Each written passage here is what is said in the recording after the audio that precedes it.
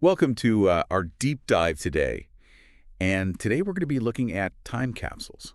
Oh, very cool. Time capsules, yeah. Yeah. Have you ever made one? I have not. You've never made one. No? I haven't either, but I always thought it would be really cool. Yeah. And we're looking at a bunch of different articles and research about time capsules. And we've got ancient ones. We've got modern ones. Wow. We've got some that are buried deep in the earth, some that are launched into space. Really? That's fascinating. It is. And so we're going to kind of look at it from all these different angles, and we're going to be asking some big questions like, why do people do this? What can we learn from them? Yeah. And what message would we leave for the future? I like that. I like that question too. So to get started, I think we kind of have to look back at the very beginning of this concept of a time capsule. Oh, great. Like how did this even get started? Well, it's really difficult to say for sure when or where the first time capsule was created. But what we do know is that humans have had this urge to leave messages for future generations throughout all of history. So in a way, you could say that pyramids Oh, wow, yeah. or a kind of time capsule or the Babylonian clay tablets with inscriptions for future rulers, those are kind of time capsules. Yeah, because, I mean, the pyramids were packed with, like, gold and chariots and all these things that the pharaohs would need in the afterlife. Exactly. They were making sure they were set. For a very long journey. Exactly, for a very long journey. And the Babylonians, I mean, they were writing on clay tablets, for goodness sakes. Yeah. And those things have survived. I know. For centuries. And they're still readable. Right. It's amazing. So they were really thinking about the future when they were creating these things. You were. It's so interesting. And, it's funny, though, because the actual term time capsule is relatively recent. Yeah. It wasn't really used until, like, the 20th century. Right. So before we jump into the modern ones, are there any other ancient examples of these messages for the future that kind of stand out to you? Well, I think it's interesting to consider that practically any artifact from the past could be considered a type of time capsule. Oh, that's a good point. Each piece of pottery, Yeah. each inscription, each piece of art offers us a glimpse into the lives and the beliefs of the people who came before us. That's so true. So it's not always intentional, but every time we uncover something from the past, we're essentially opening a window Yeah. into another time. Yeah, we are. And learning about their culture and values. And it's almost like they're communicating directly with us across the centuries, isn't it? Yes. I love that. Okay, so let's fast forward a little bit and let's talk about some of the more well-known time capsules that have kind of captured the public's imagination. Okay. What are some of the ones that really stand out to you? Well, there's so many, but the one that always comes to mind is the Massachusetts State House time capsule. Oh, yeah, that one's cool. Isn't it 1790? 1795 by Samuel Adams and Paul Revere. Yeah. Can you imagine? So they hid that in the cornerstone. They did. They hid it in the cornerstone. It was just found, a couple decades ago. Just a few years ago, in 2014, I believe it was when some construction workers were doing some repairs and stumbled upon this brass box. Wow. Tucked away in the cornerstone. They had no idea it was there. I would freak out. Oh, absolutely. If I found something like that. It's like finding buried treasure. Yeah, it is. A direct link to the past. So what was actually in it? Oh, so many cool things. Newspapers, coins dating back to the 1600s, a silver plaque that was probably made by Paul Revere himself. Wow. Even a page from the Massachusetts Colony Records. Wow. It's just incredible. And it's a time capsule from the American Revolution. Right, from the very birth of this nation. Right. It is so cool. And to think that plaque actually says, this cornerstone of a building intended for the use of the legislative and executive branches of the government of the Commonwealth of Massachusetts was laid by His Excellency Samuel Adams, Esquire, Governor of said Commonwealth. Wow. Talk about a mouthful. It's a mouthful, but it's history. It is history. Right there, preserved in a few lines of text. I love. Okay, Right. so how about this one? The Crypt of Civilization. Oh, the Crypt of Civilization. Now, that's a really ambitious one. Yeah. We're talking about a room-sized underground chamber packed with over 800 items, all with the intention of capturing all of human knowledge for posterity. All of human knowledge. All of it. That seems like a lot. It's a pretty tall order. Yeah, like how do you even choose what represents all of human knowledge? Right. And how much stuff are we talking here? Well, this was the brainchild of a man named Thornwell Jacobs back in 1937. Okay. He was a history professor at Oglethorpe University, and he was really concerned with preserving human history and culture for future generations. Oh, that's cool. So he started this massive project to create what he called a cryptive civilization. Okay. And he really wanted to make sure that if our civilization ever collapsed, future archaeologists would have a comprehensive record of who we were and what we achieved. Wow. Yeah, it's quite an undertaking. And so what all is in this crypt? Well, we're talking about 640,000 pages of microfilm books, religious texts, recordings of famous voices, a television set, a container of beer Lincoln logs, Oh, wow. even a language integrator to teach English to future discoverers. Wow, he thought of everything. He really did. He was very thorough. And so this is all sealed up and waiting for future generations. Exactly. When is it going to be opened? Well, Jacobs decreed that it should remain sealed for 6,177 years. 2000. 6,177. 2000. Yeah, that means it won't be opened until the year 8113 AD. 8113. It's hard to even fathom, isn't it? That is so far in the future, it's like mind-boggling. It is, but that's part of the allure. Yeah. It's a message into a future that we can't even imagine. Okay, so speaking of sending messages into the future, how about those Westinghouse time capsules? Oh, the Westinghouse time capsule? I think those are pretty cool. Those are classics. Yeah, they're buried at like the New York World's Fair or something. That's right. There are actually two of them, one from 1939 and one from 1965. Oh, okay. Both buried at the New York World's Fair. And guess what? They're also scheduled to be opened 5,000 years from their burial in the year 6939 AD. So 6939, Mm-hmm. what do you think they're going to find in those? Well, the 1939 capsule is a real snapshot of life in the late 1930s. There's a collection of seeds, various metals and textiles, microfilm newsreels, even everyday items like a toothbrush and a woman's hat. Really? Mm. Like just a regular? Just like things that people would use in their daily lives. That's so cool. And then the 1965 capsule, that one's more focused on pop culture. A Beatles record a bikini, a pack of Camel cigarettes, a plaid Mickey Mouse cup.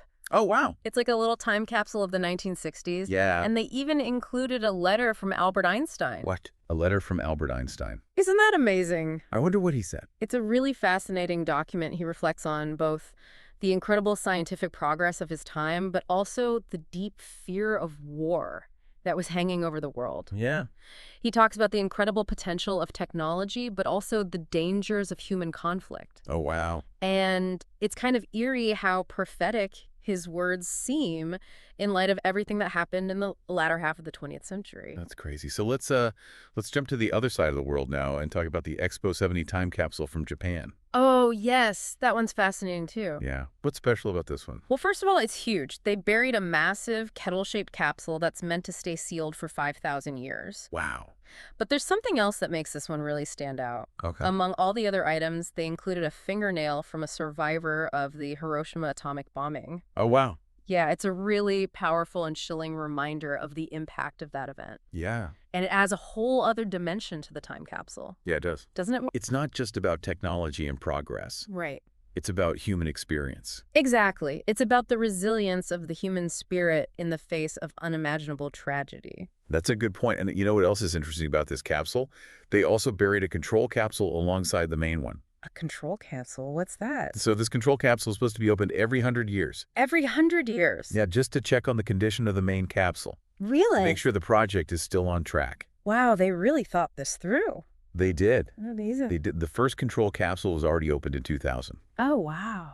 And the rest will be opened at 100-year intervals until the main capsule is finally unsealed in 6970 AD. So they're basically making sure that the time capsule survives. Yeah. And that the message makes it to the future. Yeah, it's like a system of checks and balances for a time capsule. That's incredible. It's pretty cool. So we've talked about pyramids. We've talked about these massive underground chambers and these capsules buried in the earth.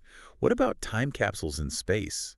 Oh, yeah. Like, have we sent any of those out there? We have. No. The Voyager Golden Records come to mind. The Voyager Golden Record? They were launched in 1977 aboard the Voyager spacecraft. Okay. And they're carrying a collection of sounds and images of Earth for any potential extraterrestrial civilizations that might encounter them. So we're sending messages not just through time, Right. but through space as well. Through the vastness of space. That's incredible. That's a message in a bottle cast out into the cosmic ocean. Okay, so we've covered a lot of ground here.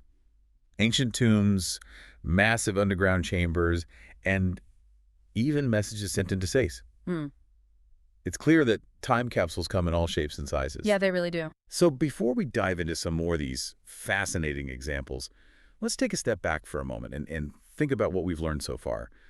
What stands out to you about these time capsules, and what do they tell us about ourselves? Well, one thing that strikes me is how these capsules reflect the hopes and fears and values of their creators. Hmm. Whether they're expressing optimism for the future or warnings about potential dangers Right. or simply trying to capture a snapshot of their everyday lives. Hmm. These capsules offer a unique window into the human experience across time. It makes you wonder, if you were creating a time capsule today, Yeah, what would you include? that's a great question.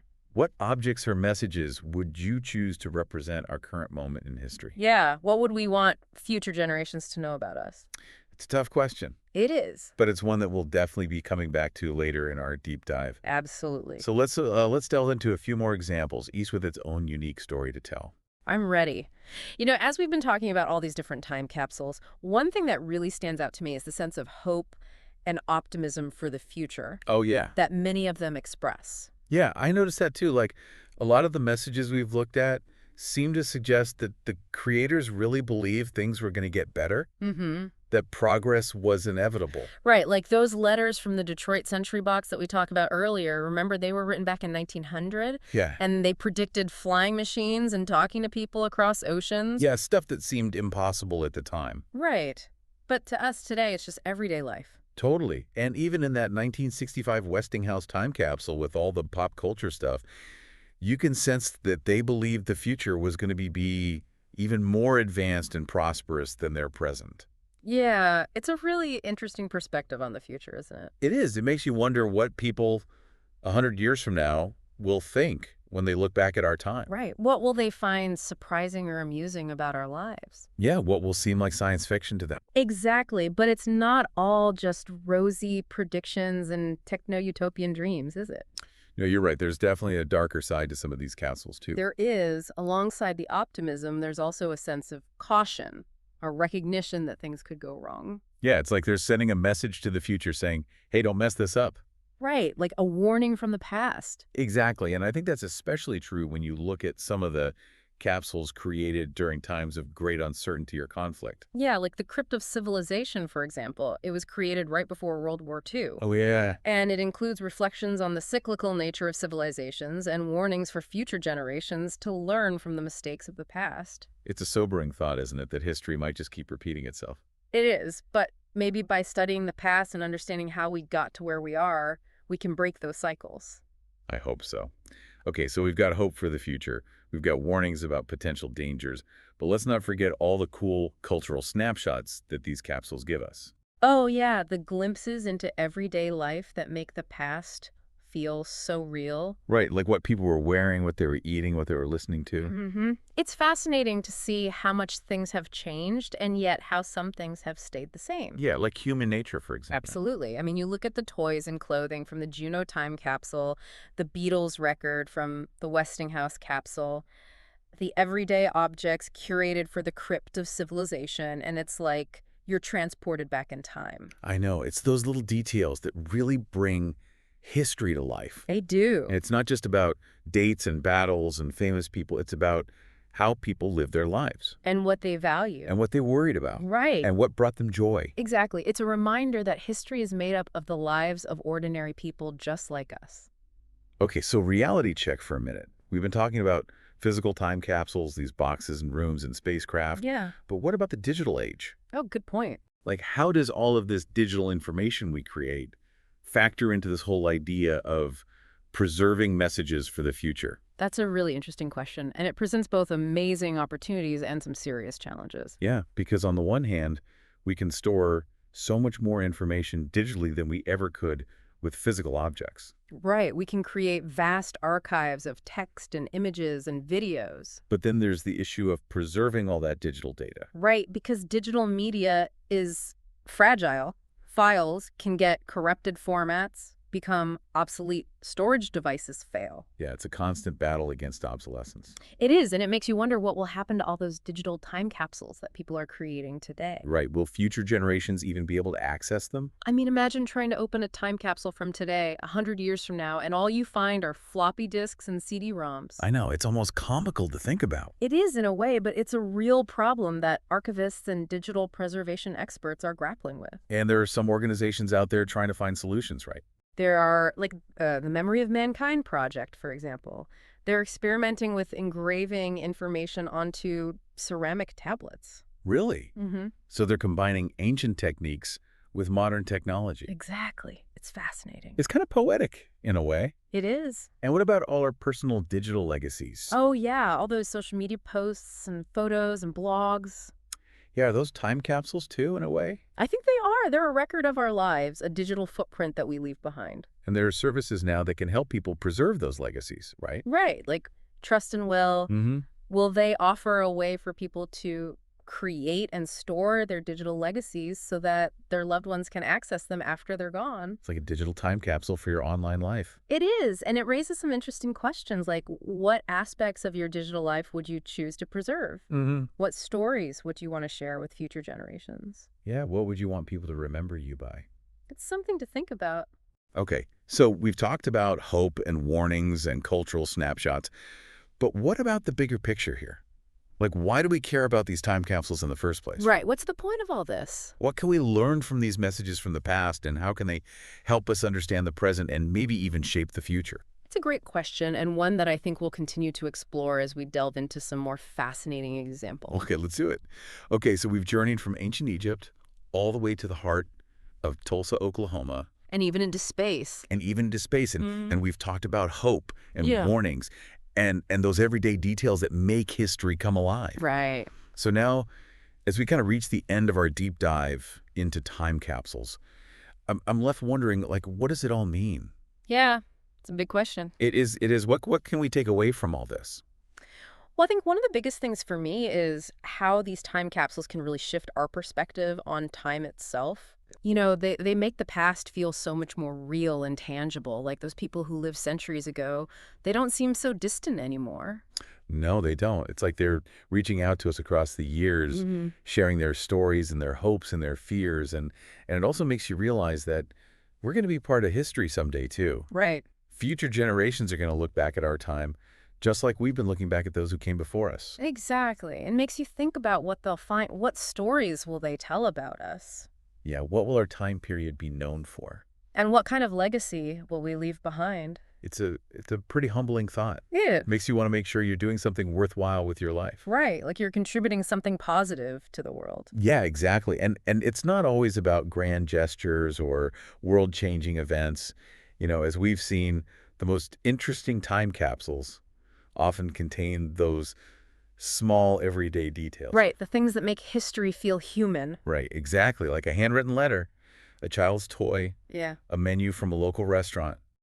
Those are the things that really connect us to the past on a personal level. They remind us that the people who came before us, they weren't that different from us. Yeah. They had the same hopes and dreams and fears and joys. They just lived in a different time.